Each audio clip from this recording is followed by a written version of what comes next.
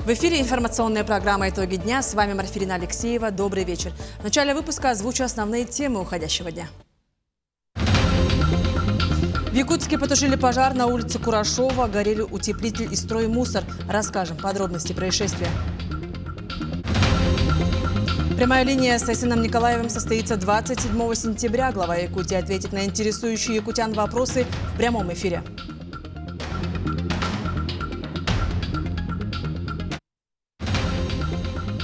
Развитие возобновляемых источников энергии обсудили эксперты в Москве. Дальний Восток стал настоящей экспериментальной площадкой.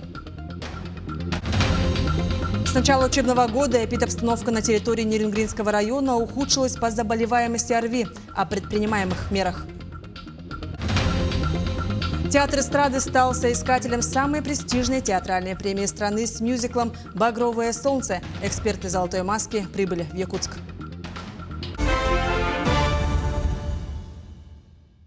В обеденный перерыв Якутск облетела новость. В районе крестьянского рынка произошло возгорание. Социальные сети заполнили сообщения и видео с места происшествия, на которых виден густой дым. В чем причина возгорания, расскажет Вероника Таюрская. Вот такая картина наблюдалась сегодня в полдень в Якутске на перекрестке Лермонтова-Курашова. Дым от пожара по улице Курашова из-за ветра распространялся все быстрее и быстрее. Люди, спасаясь от огня, вынуждены были переходить на крышу рядом стоящего жилого дома.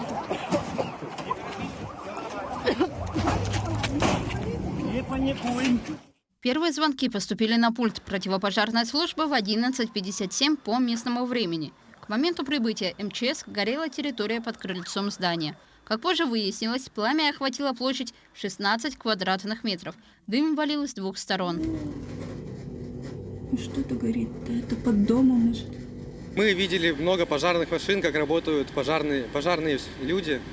Видели очень много хаоса, люди выбегают, люди с окон на крышах были. Видели ребенка, который пошел вместе с родителями. Хорошую работу пожарных сил. Обстановку усложнял сильный ветер, способствующий распространению огня. По сообщению местных жильцов, на протяжении длительного времени под домом собирались люди, ведущие асоциальный образ жизни. Присутствие посторонних лиц доказывают обуглившиеся предметы, найденные пожарными при тушении. У нас по зданиям все лето, 3-4 беса все лето были.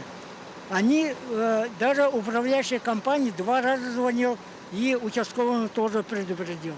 Управляющая компания приехала, все вокруг сварила, но все равно бесы нашли место. Как будто зашли и ночевали. Мы частенько выгнали оттуда, но все равно они приходили. Пожарным расчетам потребовалось 5 минут, чтобы прибыть на место. К месту происшествия были стянуты силы Росгвардии, скорой помощи, Якутскэнерго и ГАИ. В результате пожара огнем поврежден утеплитель и строительный мусор под зданием на площади 60 квадратных метров. Огнеборцами было спасено 28 человек с помощью спасательных средств. Тушение пожара осложнялось ветровой нагрузкой, что способствовало быстрому распространению пожара, огня и дыма. В ликвидации пожара участвовало 10 единиц техники и 48 человек личного состава. В результате слаженных действий всех спецслужб пожар был остановлен и впоследствии потушен. Общая площадь, поврежденная пламенем, составила 60 квадратных метров. По официальным данным от Министерства здравоохранения Якутии, погибших и пострадавших нет. Дознавателями МЧС установлена предварительная причина пожара. Ей стало короткое замыкание электропроводов. Расследование и выяснение причин чрезвычайного происшествия продолжается. Вероника Таюрская, Джулстан Иннокентьев, Артумен Наговицын, Якутск. Запасникам, добровольцам СВО разрешено получать воинские звания без обязательных военных сборов. Такой законопроект одобрила Госдума 16 сентября в рамках осенней сессии. Чтобы иметь право на получение чина, военный должен отслужить в добровольческих рядах не менее полугода и в настоящее время находиться в запасе. Документ был разработан по поручению президента России и одобрен во 2-м чтении. При условии его окончательного принятия законопроект вступит в силу через 10 дней после публикации. Бойцам СВО из Якутии продолжается отправка техники, гумпомощи и адресных посылок.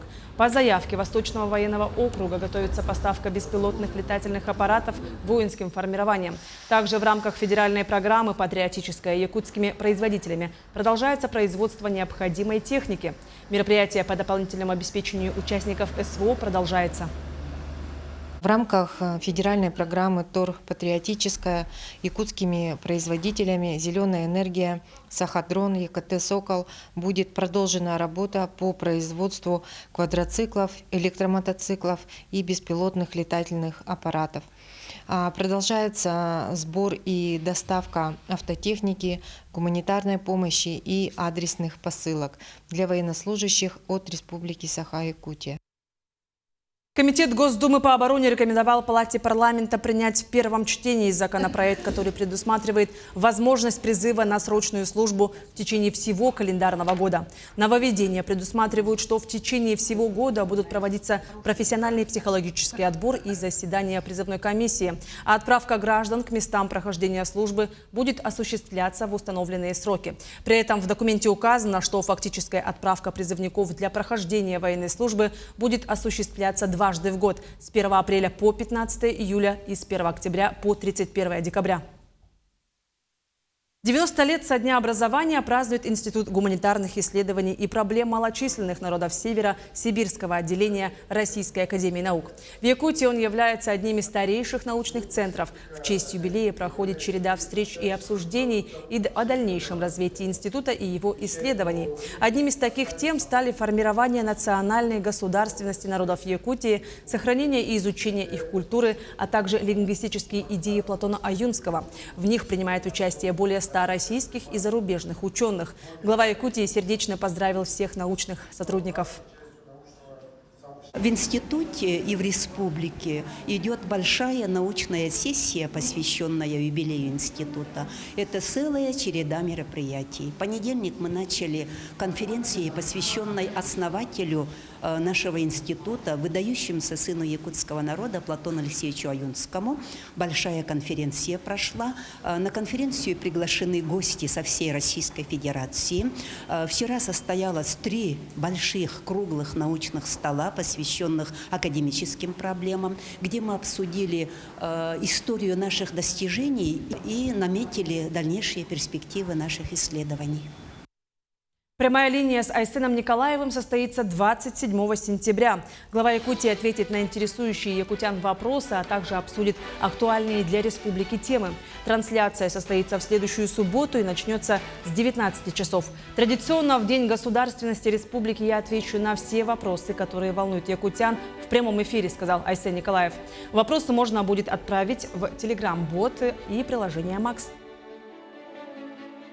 Что роднит Мому и юг Италии? Наличие крупных солнечных электростанций. Развитие возобновляемых источников энергии обсудили эксперты в Москве во время круглого стола. Специалисты отметили, Дальний Восток стал настоящей экспериментальной площадкой, где активно внедряется ноу-хау. Подробности смотрим далее. Новые атомные электростанции, ветряные фермы и солнечные батареи – все это часть большого проекта по обеспечению Дальнего Востока дополнительными мощностями. В последние годы рост электропотребления в регионе почти в 2 раза больше, чем в целом по стране. Это связано с мегапроектами, которые реализуются в федеральном округе. И развитие возобновляемых источников энергии позволит Дальнему Востоку не останавливать темп развития. Ценовые параметры, хорошие, это получается у нас дешевле, чем строительство тепловых электростанций. ВИА у нас очень гармонично вписывается в синхронную деятельность с гидроэлектростанциями, позволяет нам компенсировать именно потребность в киловатт-часах на Дальнем Востоке. Якутия – первый регион России, где приняли собственный закон о развитии возобновляемых источников энергии. Сейчас на территории республики действуют несколько десятков солнечных и ветряных электростанций. Они помогают на треть уменьшать потребление дизеля.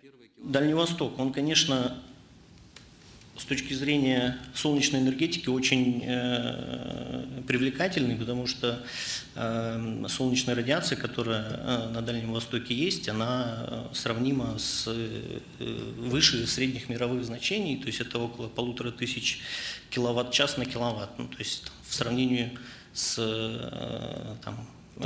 югом Италии это вот примерно такие величины.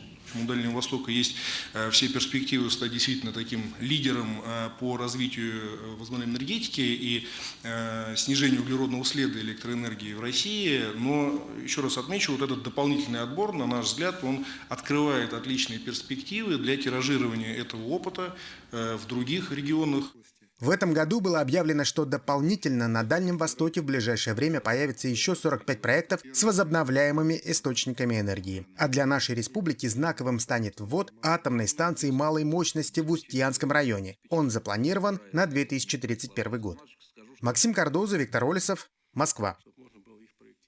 Перечень социально значимых сервисов на портале госуслуги увеличится до 14. Сейчас 8 массовых социально значимых сервисов можно получать сразу в момент общения на портале госуслуг. К концу года их будет 14. Активное развитие системы оказания госуслуг направлено на удобство гражданам и предпринимателям.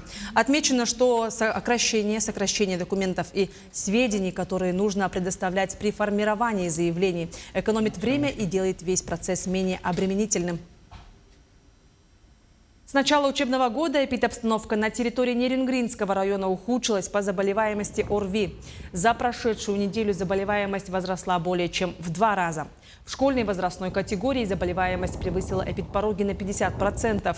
Ухудшение ситуации в первую очередь связано с формированием коллективов, а также с несоблюдением формы одежды для надлежащего теплового комфорта. В образовательных учреждениях вводят дополнительные противоэпидемические мероприятия, также начата прививочная кампания. На территорию района поступила уже определенная доля вакцины. По детской вакцине это составило в среднем 70% от плановых потребностей. То есть поступило 7,5 тысяч доз. Вакцинация уже начата. Препятствием для вакцинации, к сожалению, сейчас является высокая заболеваемость среди детей, детских контингентов. И дети уже в состоянии заболевания, конечно, отстраняются от вакцинации по временным показаниям. Но я думаю, что этот процесс будет продолжен, и вакцинация будет выполнена, как обычно, в полном объеме. В медцентре республики стартовала неделя безопасности пациентов. На первой конференции обсудили риски при оказании медпомощи и вопросы безопасности новорожденных и детей до 9 лет. Подробнее в сюжете Лилии Бурцевой. В течение недели главные врачи и их заместители станут участниками круглого стола, мастер-классов и секций по таким темам, как система менеджмента качества в неонатологии, система менеджмента качества в педиатрии, обеспечение эпидемиологической безопасности и качество и безопасность в детской хирургии. Вопросы безопасности с самого начала. Вот это такой проект сейчас, программа, когда мы большое внимание уделяем как раз по безопасности медицинской деятельности детскому населению с рождения. Как вы знаете, мы в стенах нашего центра выхаживаем пациентов с низкой критической массой тела, и в этом направлении также будет обеспечиваться организационная работа. В рамках реализации программы развития детского здравоохранения медицинский центр республики получил новое оборудование – кувезы, инкубаторы и ИВЛ-аппараты для искусственной вентиляции легких. Данное оборудование необходимо для выхаживания маловесных и недоношенных детей. В рамках национального проекта «Семья» в этом году у нас 2 перинатальных центра республики оснащены современным медицинским оборудованием.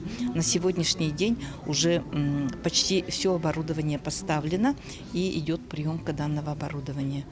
И нашим детям будет оказана доступная, качественная медицинская помощь на современном оборудовании. Мероприятие проводится совместно с Министерством здравоохранения республики и региональным Росздравнадзором. Система детской помощи базируется на основе республиканской больницы номер 1 НЦМ, и которая является пионером в системе здравоохранения.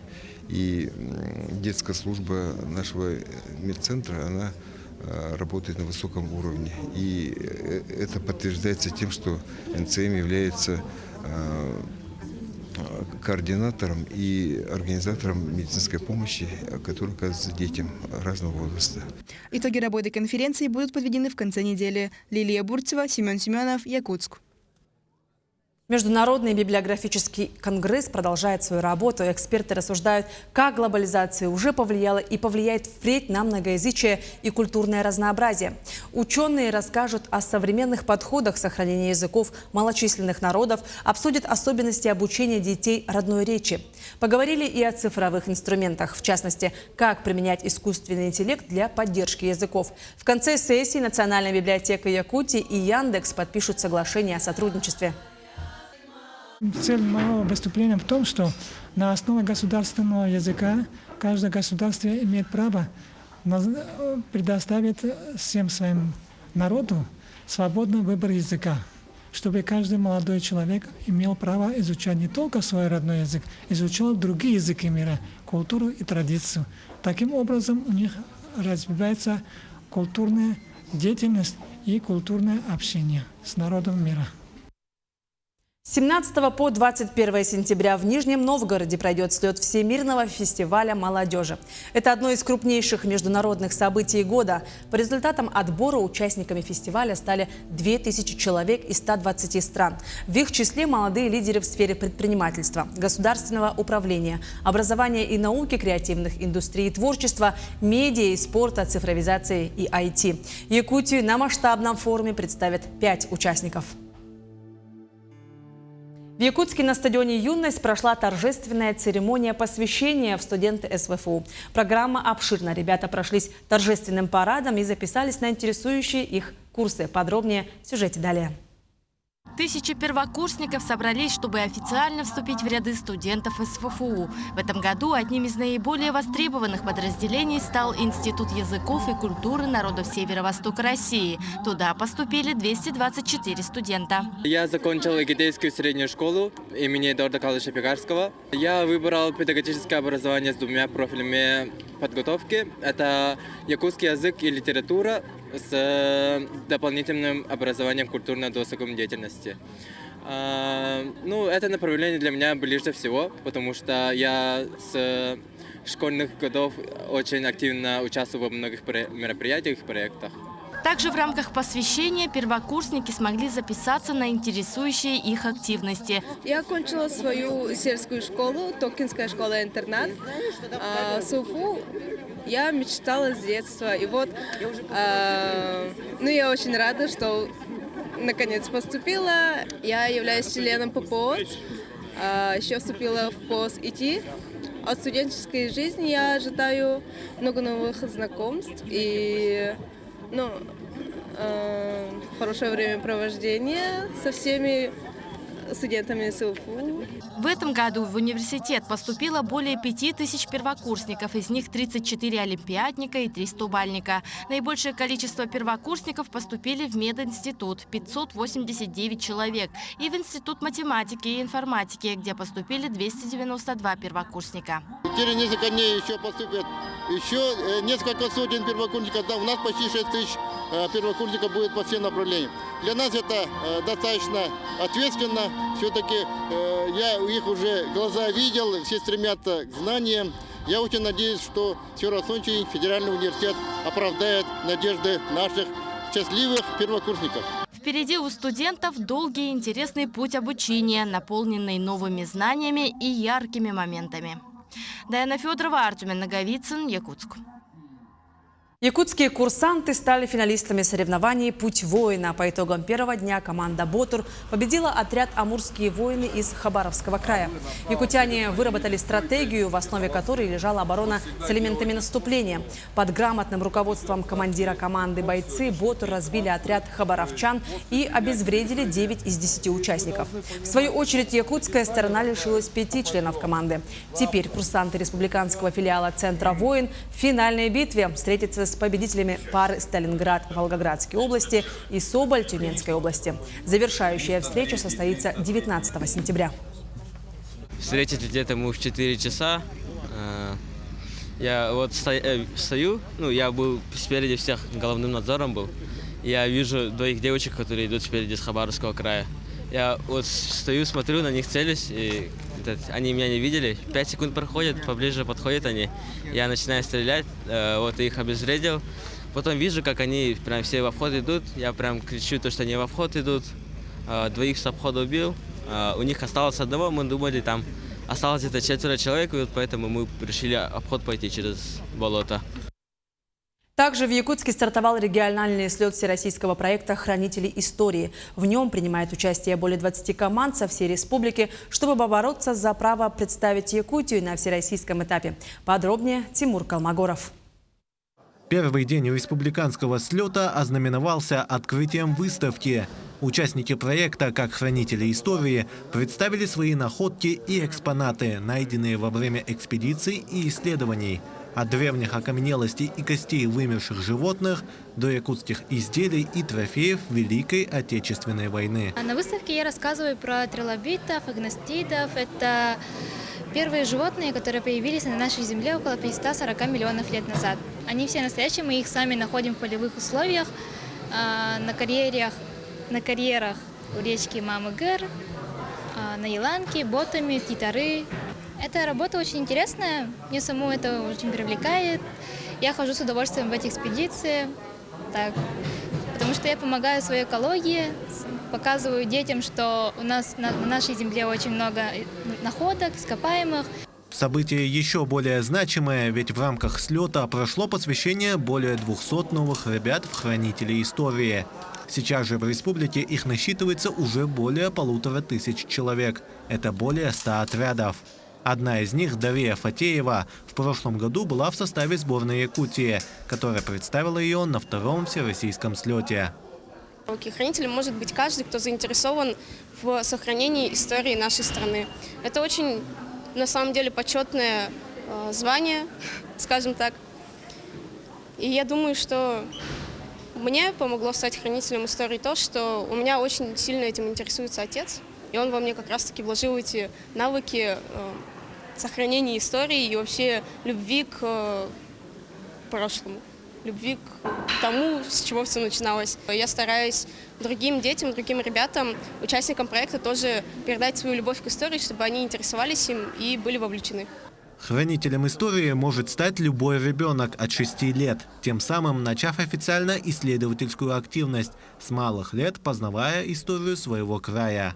К школам, к которым прикреплены памятные места или памятники, дети ведут исследовательскую деятельность, они проводят субботники, ведут почетный караул и распространяют эти знания не только в рамках школы, но и района и всей республики. По итогам слета из участвовавших команд будет выбрана сильнейшая. Она представит Якутию на всероссийском этапе в ноябре, который пройдет в Республике Башкортостан. Тимур Калмогоров, Виктор Дьячковский, Якутск. Театр эстрады стал соискателем самой престижной театральной премии страны «Золотая маска» с мюзиклом «Багровое солнце». Вчера эксперты «Золотой маски» прибыли в Якутск, чтобы посмотреть представление вживую. Вместе с членами совета премии в театре побывала и моя коллега Аржена Гармаева. Якутские легенды в сопровождении рока и попа. Не причудливый сон, а мюзикл «Багровое солнце». Национальный колорит и только живая музыка. Все на сцене театра эстрады.